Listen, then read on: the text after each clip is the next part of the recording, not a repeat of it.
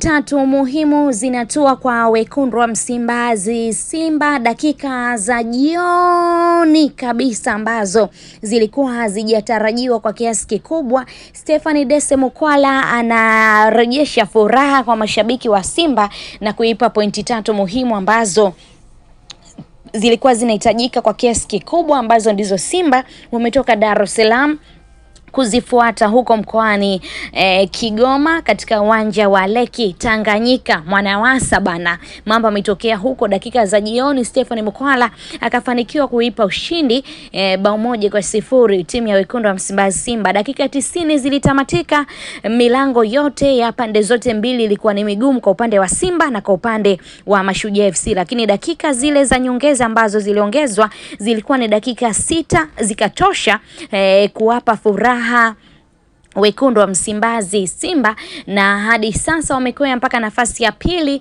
ya msimamo wa ligi kuu soka Tanzania bara. Simba hadi sasa wamekwisha kupoteza pointi 5 kunako ligi kuu soka Tanzania bara, hivyo pressure ilikuwa inaenda kuwa kubwa sana kwa upande wao, wakiona pointi 2 tena zikienda kuanguka na wakifikisha pointi 7 zikipotea, lakini mambo yakawa mazuri kwa upande wao, zimesalia zile pointi 5, huku wakimtazama Young Africans ambaye yuko pale kileleni, ambaye hadi hivi sasa hajapoteza mchezo wote kunako ligi kuu soka Tanzania bara, hivyo pressure inakuwa kubwa kwa upande wao. Lakini mambo yameenda vizuri na Simba, mchezo wa 3 mfululizo mara baada ya kutoka kucheza na Young Africans, wamefanikiwa kuondoka na ushindi katika michezo yote hiyo mitatu. Bao moja limeanza kuonekana umuhimu wake takriban michezo mitatu sasa hii. Simba wameondoka na ushindi mwembamba wa bao 1-0 na mambo yamekuwa vizuri, ukiacha ule mchezo ambao walicheza na Namungo FC katika uwanja